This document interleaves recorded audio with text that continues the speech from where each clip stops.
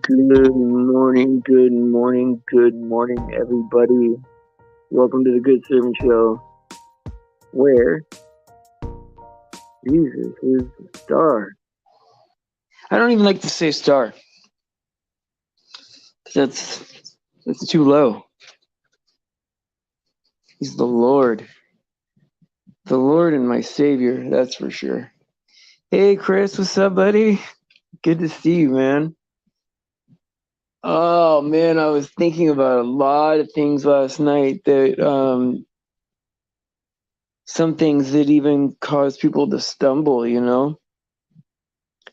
And I don't want to just like jump right into it. I want to like wait for the probably a couple more people to show up. But oh, there's Michael. Cool, cool. Um, Unborn. Yes, I absolutely. Yeah, yeah.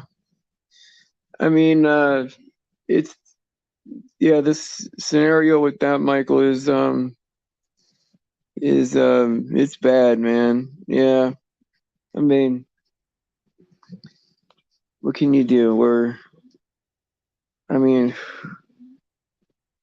heartbreaking, man. That was the thing that was like kind of like the straw for me. That it makes me feel emotional. Even when you know I don't know. The whole thing just makes me feel very, very emotional. I'll put it that way. And so I was thinking about a lot of things last night that were, like I'm thinking of stumbling blocks for people, right? Like, well, I wasn't trying to think of stumbling blocks for people. I was just thinking, and these things popped up, and I was like, wow, man, it's so simple. Like everything is so simple. Like no one will have to worry about their salvation ever again. Like as far as you know, worrying about getting saved or somehow like putting in this effort to maintain salvation, right? It's very so the answer's simple. And I'll get into that. But also, just thinking about things like how we can tell each other apart, right? We can tell each other apart by how we love each other, our ability to forgive, um, our our you're not going to see it's I'm trying to word it the right way. I'll come back to that to word something else the right way after that. But yeah, how we love each other, how we're able to forgive, how we study, how we talk, right? Like all these things, right? Like that's how people are gonna know that we're Christian people. Because if we don't act like Christian people, right? If we're doing other stuff, then people won't, may miss what we are, and that's the best way for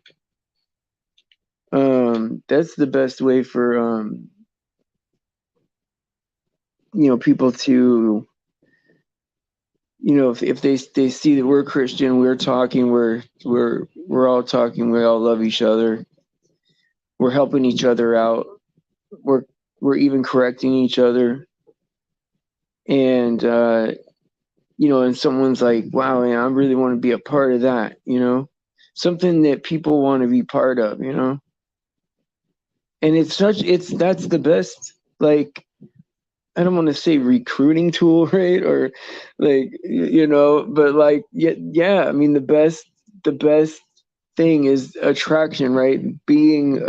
Trying to be a Christian that people can see and want to be like, And that's it, right? And that's what it's all about. Hey, that's right, Chris. It's just about trying to do better. That's it. Because even if I was horrible today, which I'm not great at right now, even like at the show, I'm stuttering a lot. Like, just be better tomorrow, right? Like to be caught up where I'm at, you know, I need to trust God, just trust Him that He's got my back, everything's taken care of, and I got to move forward. And that's what I love the most about forgiveness, because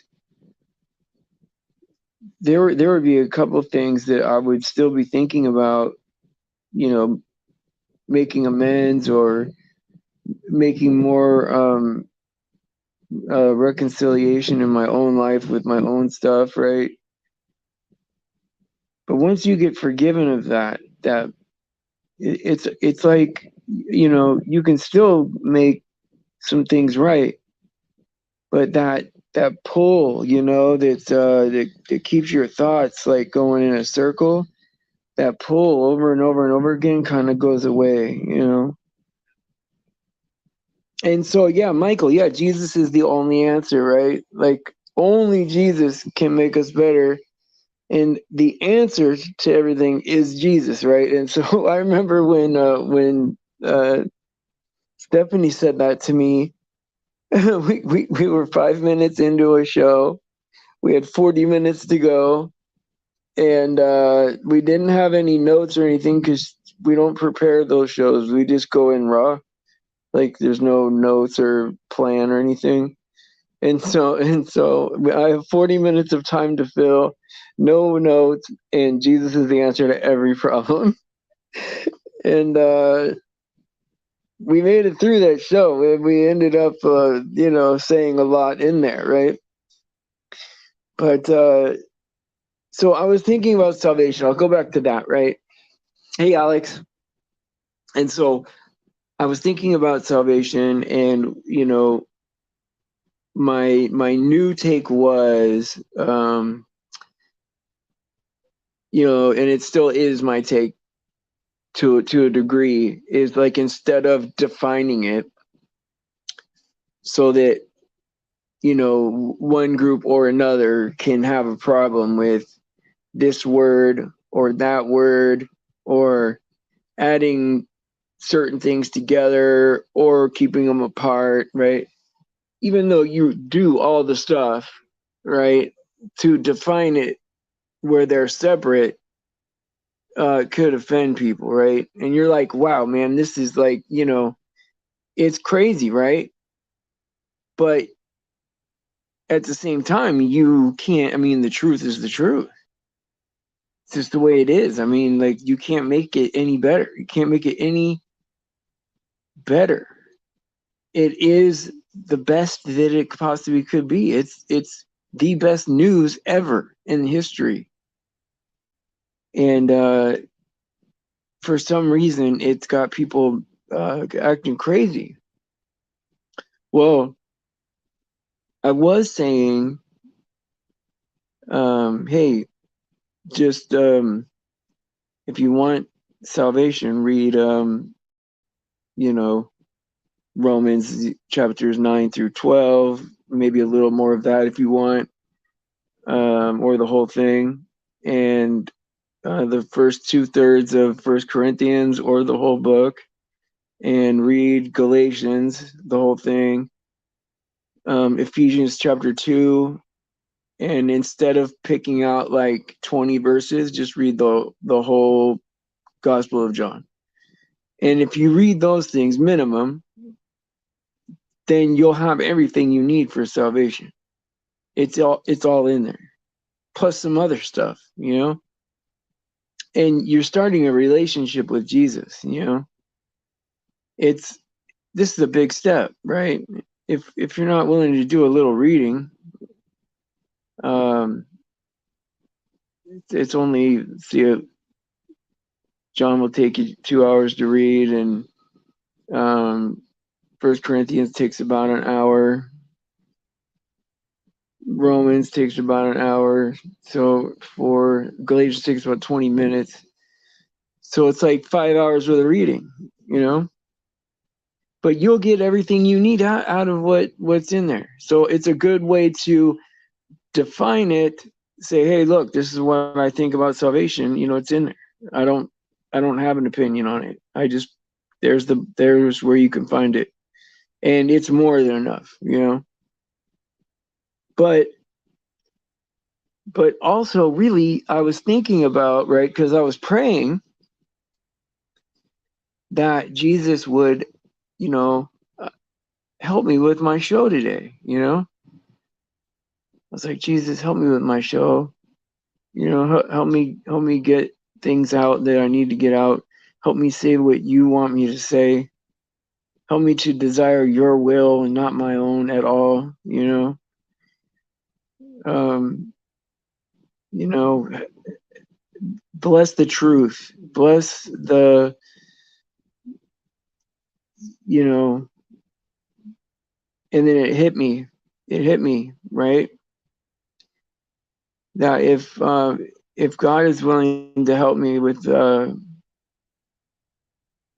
my show, and God is willing, his show really, right? But he's also willing to help me with anything, right? A homework assignment if I had one, a bowling tournament. God's there for everything, right? Every prayer, every little prayer. So I know that he wants us to be saved, right? That's what he wants. And so what more would he guaranteed help you with, right? Help you with your salvation, especially if, sorry about that, guys. Turn off my alarm. Especially since he'll help us with these other things in our lives, right? They're far less important. That's the point I was making with that. And so just like reading those things, and then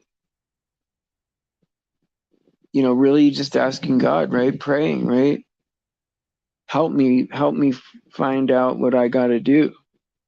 Because while I was trying to define, like, salvation, and define,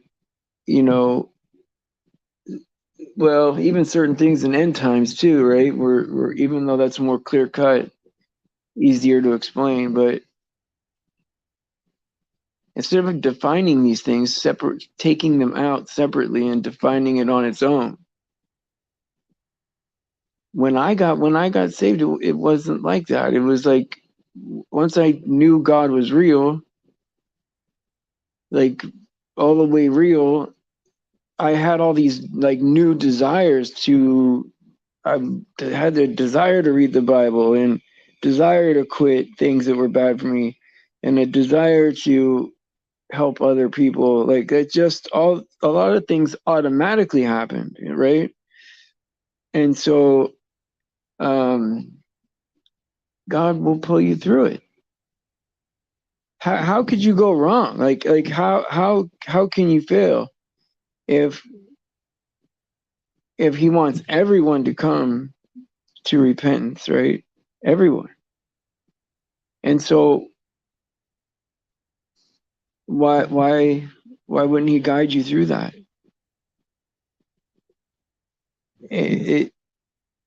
It's on him. He's the only one that can do it. He's the only one with the perfect understanding of what the gospel is. He's the only one that's perfect. And so the key is for there to be less of me and more of him. I trust him with me, instead of well, I'm gonna dig and find the best, most right thing, or I'm gonna argue this or that or whatever, right? I'm going to go straight to him and I'm going to ask him to help me with everything. There's nothing that I don't ask for help about. I mean, I used to, I can't believe I used to think like this. Is kind of a little kid way to think, but I used to think, oh yeah, God doesn't have time to worry about me and my, my hurt ankle or something like that. Like, what am I saying? God has infinite time for infinite things. He could do everything, right? There's no limits to God. I could do all things, right? Like, we will do greater things than him, he says, right? And will I move a mountain in my life? Probably not, right? Right. But I believe I can. I believe that I can. If I needed to, I could. If it's in his will, I could do it. And so I know that he'll help me with everything else, salvation, with information on the end times, with things that will bring me comfort, things that I can pass on that will bring you guys comfort,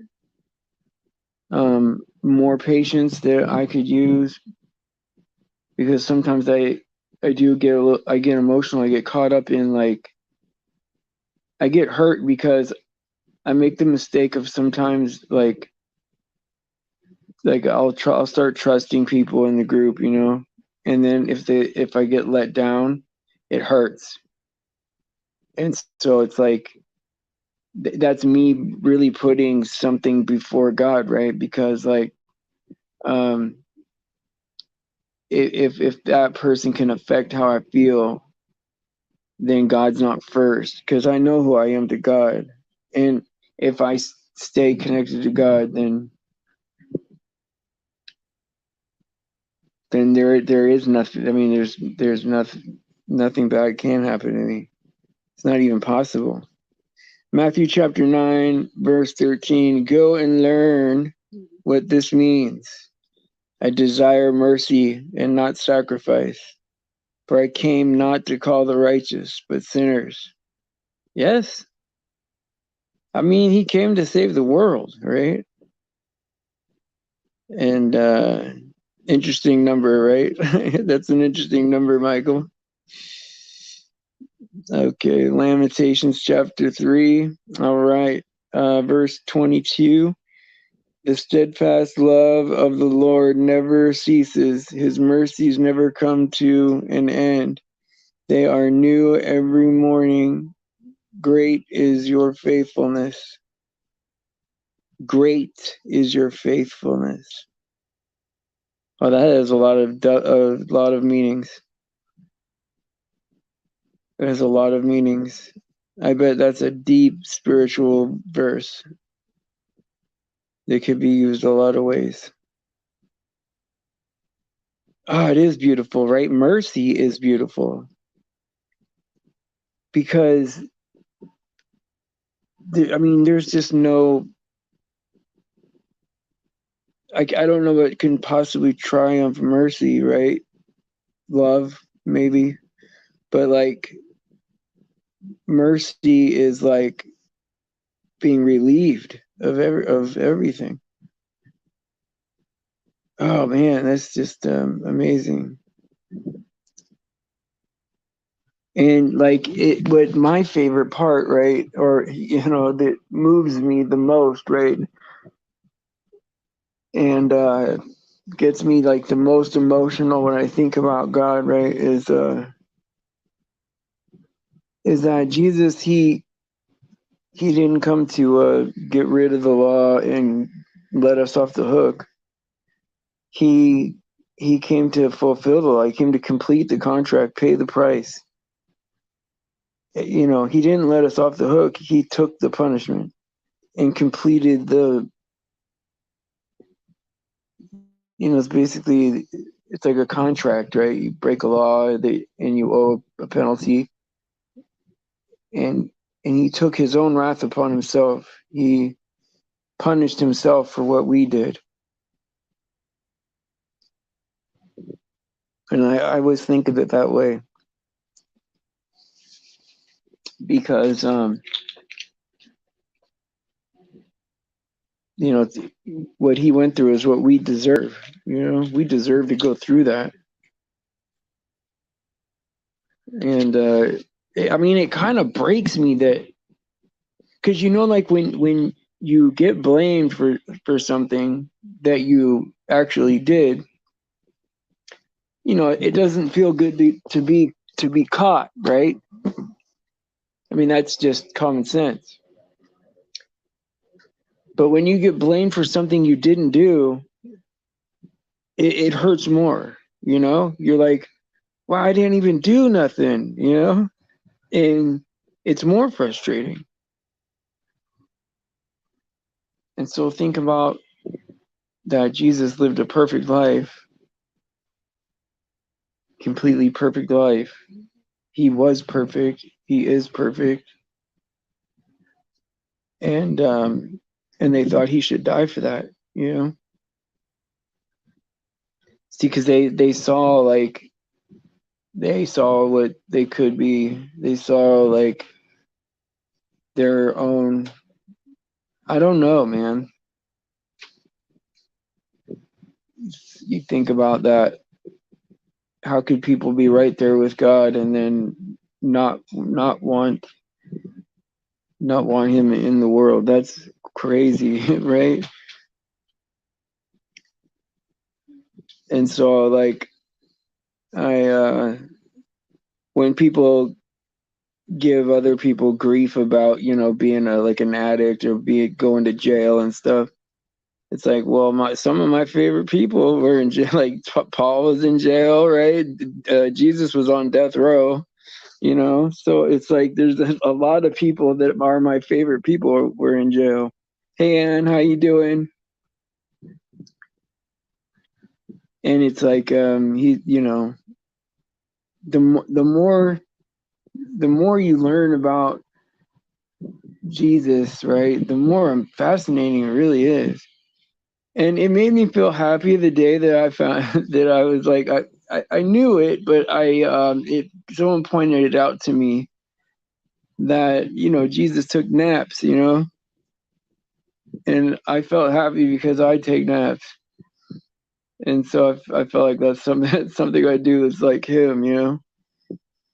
And he took a nap on the boat even during the storm.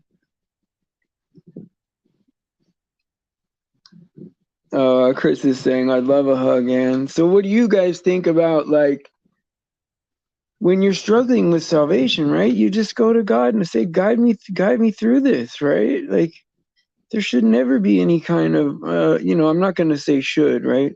But there really should never be any kind of confusion or apprehension or fear, right? You just go to him. He's definitely wants to help. Wait, Stephen, you take comas. Oh yeah. Yeah, but like, you know, I only sleep like an hour or 2 hours at a time. What is it? Comas? I'm not gone all day. I caught up on my sleep yesterday though, for sure, because I've been going nonstop, just nonstop, really, you know. And I did actually finish my messages yesterday. Oh, I didn't even get to Ann's. Oh, and I'm so sorry I didn't get to your message. And I even went into my email. Oh, that's the only message I didn't get to, and that was the one I wanted to get to. But anyway, it'll just make it more surprising when I open it. I hope it's more. I hope it's more videos from like I miss those videos from when people were allowed to talk about whatever they wanted to talk about in the truth community. I miss those, right? But I'm also like kind of wary, right? That like they're funneling us over to Rockfin and over to BitChute, right? And also, you know, some of those other ones, right? And I wonder if I mean, I don't wonder so much. I think I know what I believe, but I almost think that they're kind of pulling us over to where we could be monitored, you know? They know who's watching those videos, you know? And yeah, it's always raining in Washington. Who's in Washington right now? Does anybody is that Alex? No. Ann is in Ann, you gotta be down near Oklahoma, right? Or something like that, down there. And I'm trying to think, you know. I know Michael's in North Carolina, I think, or you guys are all over the place. Sometimes I don't know. Yeah, there's good stuff on there, right? Because they talk about all the truth stuff, right? But I know they know that we're watching. You know, there's no way around it because like they funnel us all over there, and so of course, we go over there, do. Like we could say what we want, right? But but they know where we are, right? Like it's so easy to monitor us, right? And these algorithms are just these AI algorithms are just so good now that good or bad, however you want to look at it, they're so powerful and smart at this point that they're unstoppable. You know, they really are unstoppable. I get what they meant by, even though it's not even sentient, right? Which would mean that it has its own will and personality and all that.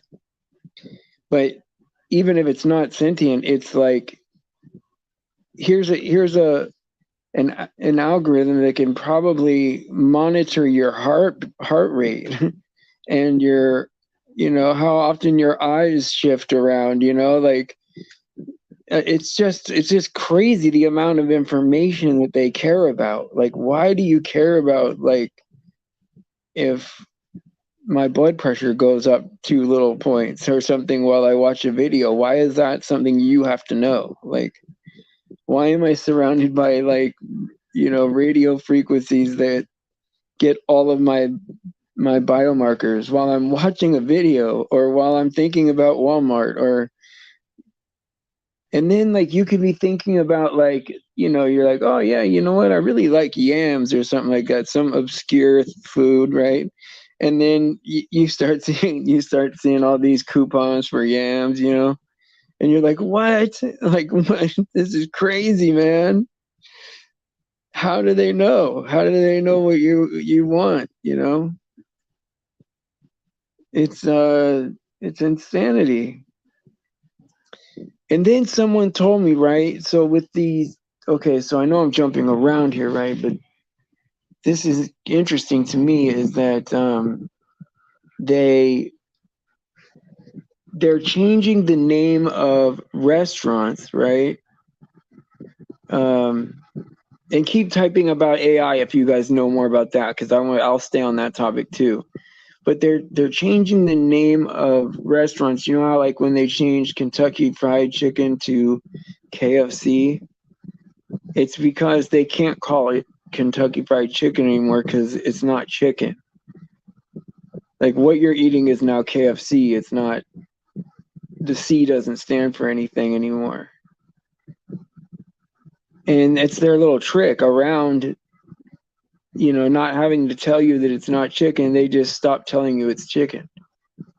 And then you're like, well, what is it then? If it looks like chicken, and I hope that's not true what they're saying, right? Like, you're like, wow, like, if that's all they have to do is stop telling you that it's like, so Mickey D's, if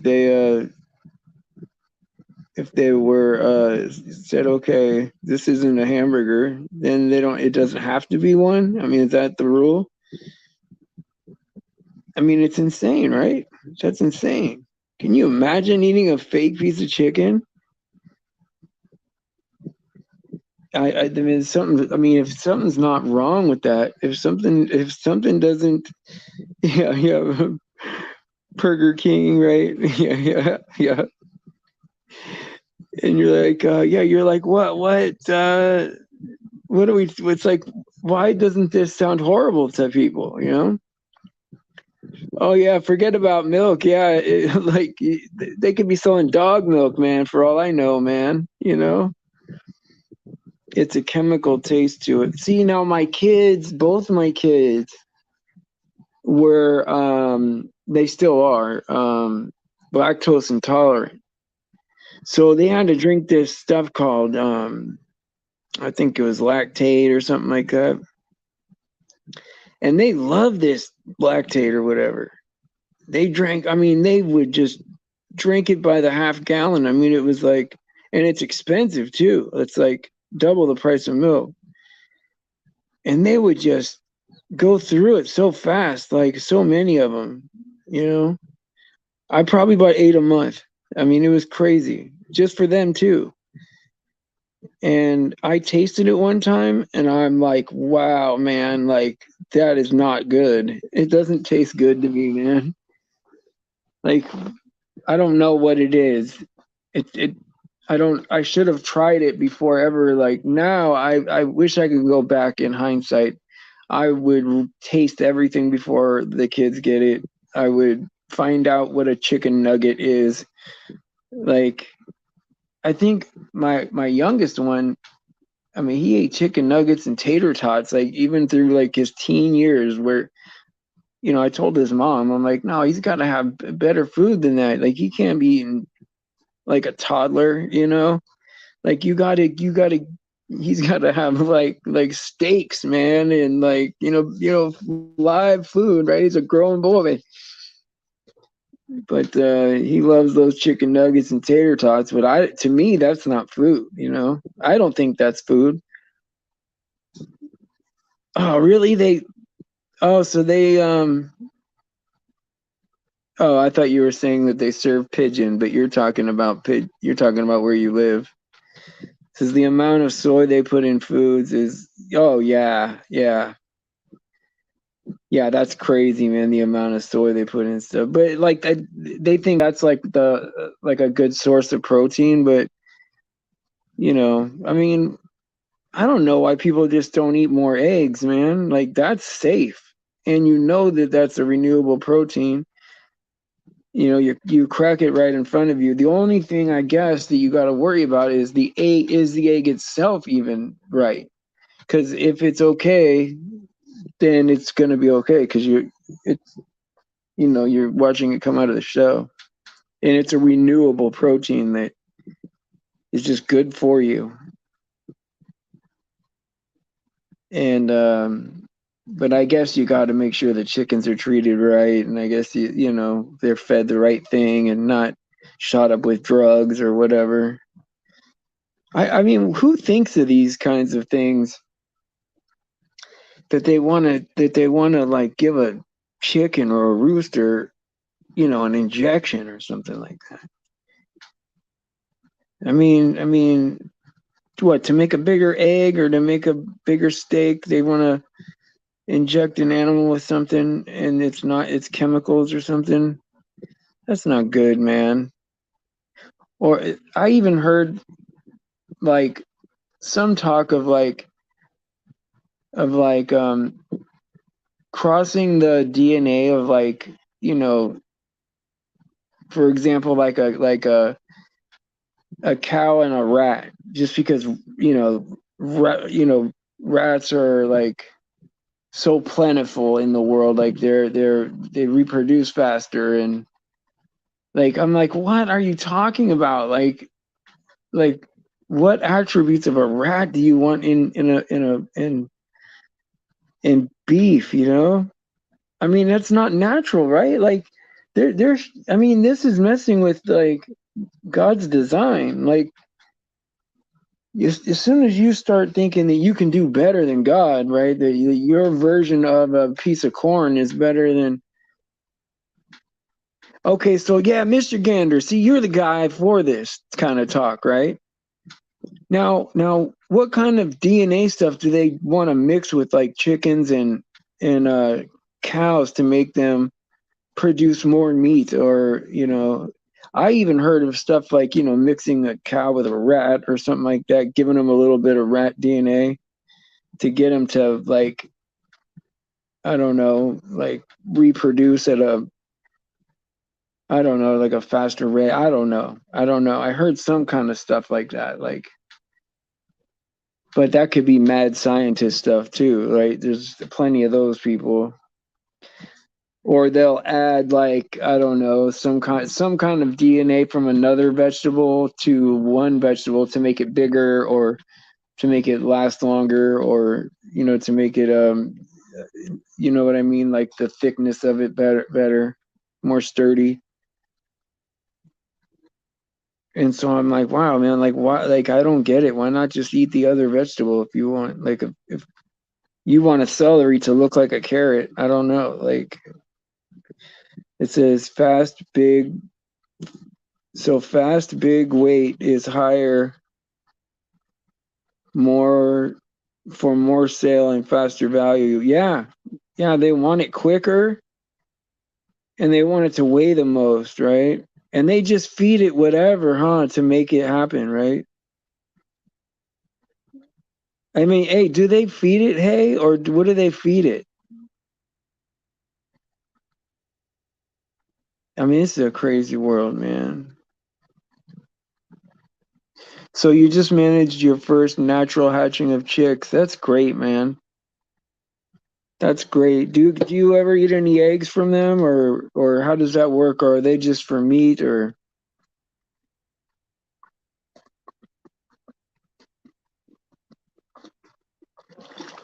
sorry about that. I took a big sip of water.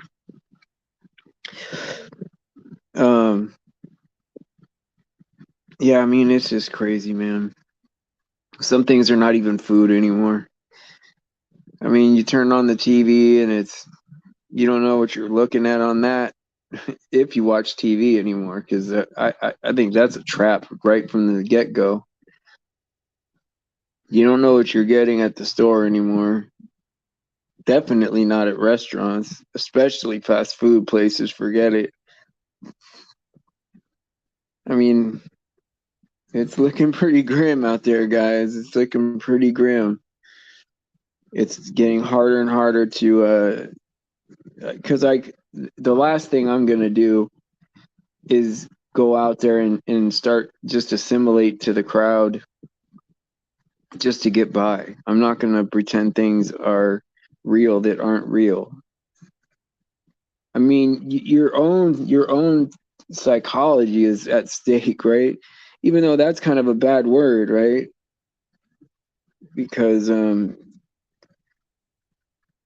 we want God to heal us from all that. I mean, can you imagine? I mean, if everybody found out, because there's some people that will just believe the authority, whatever they say, whether you can prove it or not, right? They don't care. They know what they were told, and that's what they're gonna go with. And there's people that are just too uncomfortable to be outside of the majority, right? They're safe in the herd, right? Herd of what is the problem, right? But they'll never go outside the authority. But, like, what if the authority told everybody exactly what's going on, right? This Hollywood stuff, or flat earth, or evolution, or these, a lot of these things that people believe in, to find out that they're all lies all in one day. That would crush people psychologically. It would. I don't, I mean, because here's the thing, right? I could show my mom, like, I can show my mom proof, right? Like 1,000 pieces of proof, right, about something, and I may not really get her to move very much on it, right? But if the news said, hey, there's purple ducks or something like that over in Finland, right? My mom will call me, hey, there's purple ducks, like, without even seeing one purple dog or, like just believing it, because the news said it. And unfortunately that's what it is, That's the world we're in, right? Like there's going to be people that are going to trust the authority no matter what. And so you just hope that people are doing what they got to do for God, right? Because I worry about that, because I know my mom is Christian, right? She would say that, and she's a nice lady, part of a church group, but she's not awake, and so I worry, right? Like I don't think it's everybody's job to know everything, right? But it does worry me that there's people that are not awake, because then, I mean, you could be fooled so easily nowadays, right? We could be tricked so easily. And see, I'm not going to form my own opinion about anything anymore. I believe God's opinion. And if people want to know my opinion, it's in the Bible. I don't even have my own words for it. It's in there, and I believe God's version of his understanding of it. That's what I believe. And I'm subjected to him, And so, and I'll keep reading to understand it more and more and more. But to actually, like, you start putting things in your own words, and I see it happening, right? From this angle, right? I see, which groups get upset at which things, right? But there's always something in some area that will upset people. And the fact of it is that no one can get on the panel and say that they live their life any different than I do. Even if we have a different way of explaining what things are. Now, that doesn't mean to bend the truth or to accept things that aren't true. It just means to make the truth God's understanding, and that's it. In his words. And so I'm just going to find out like the best stuff to read for each thing and just give people like, an idea of, hey, read this, and this, and you'll have a better idea of it, get it straight from God, And I think that's going to be the way I do it from now on. And I think that's great. Chris says, I'm getting my mom awake. She's closer and closer. That's so great, man. I kind of got like fooled a little bit about how it works, right? Because the first person I told about flat Earth became a flat earther in one day, like just that quick, like. And I've had other people do that, but the very first person. And then I started running into people that would get mad, like ferociously mad. I'm like, why aren't you just like excited about this? It's like you don't even have to believe me. It's easy to see that it's not even close. The debate is not even close. There is no like there's no argument for a ball Earth. So what do you mean you'll need to get real? What does that mean? Streets of Gold? Because I think that's the best way to describe it, right? That's the best way to describe. You just lead people where it is in the Bible. Anne says it also takes longer when you're project or do it yourself. Yeah, it's the crazy prices people charge to do repairs. Oh yeah. Yeah, like just because they could fix something that you can't, they like kind of hold you over hold you hold you over a barrel, you know. But it's I don't know. Hasn't it been like that since the beginning of time? You know, it's I know when technology was new, computer people would hold that over everybody. Like, oh, you don't know how to do this, and you're like, no, I have no. What are you talking about, man? Because it's a new language, you know. And they would make so much money fixing computers, man.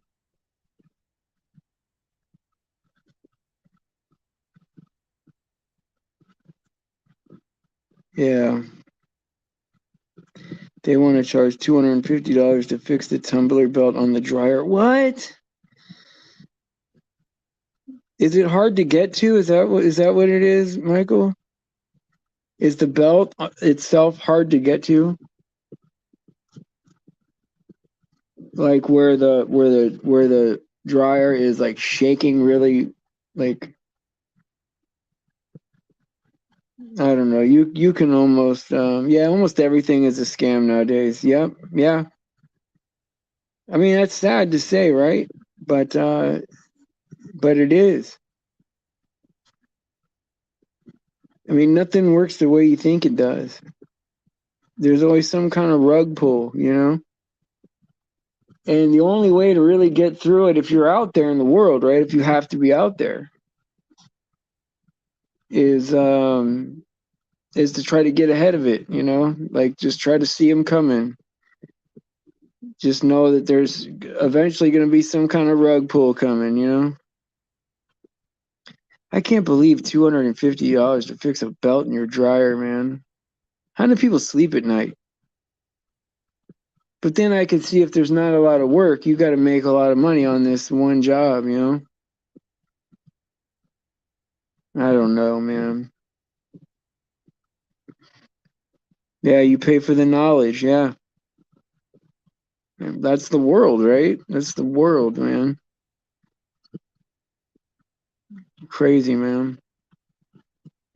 It takes patience on both sides. Yeah. Yeah, you're right. That's it's a good way to put it. I agree with that. I agree with that.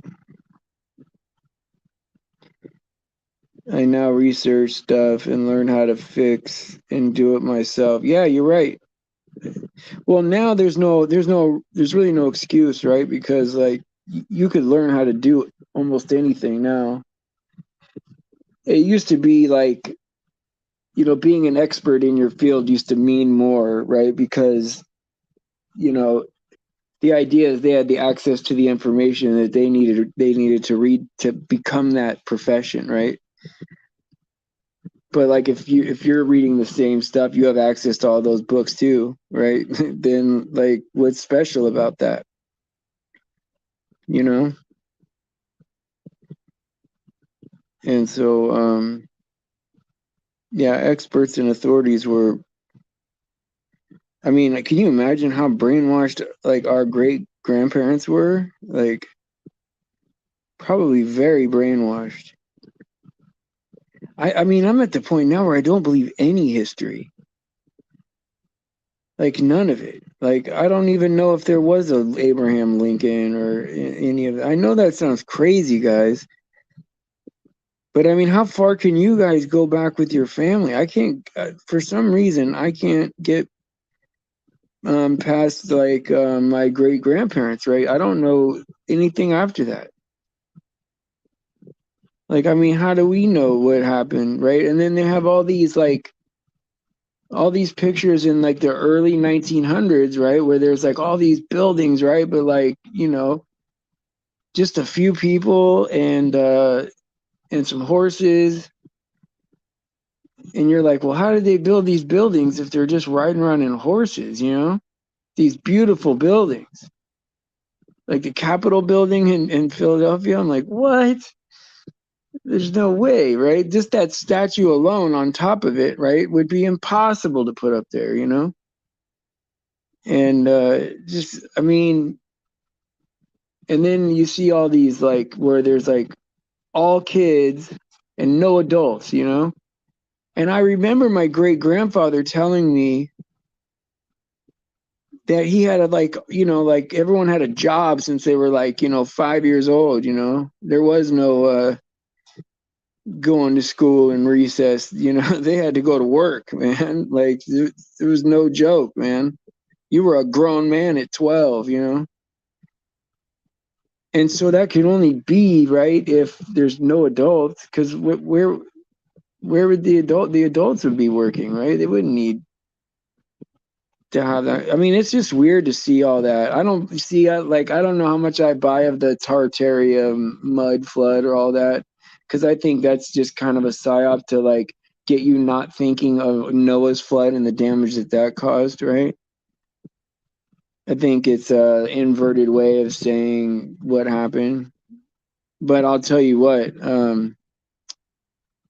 uh, I definitely believe something it went on at the turn of the century, because they would have stories, right? That like Chicago caught on fire, the whole city caught on fire.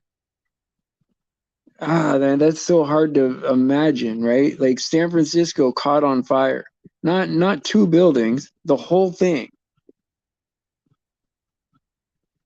I don't know, man. And there's a lot of stories like that where like big cities, the whole thing.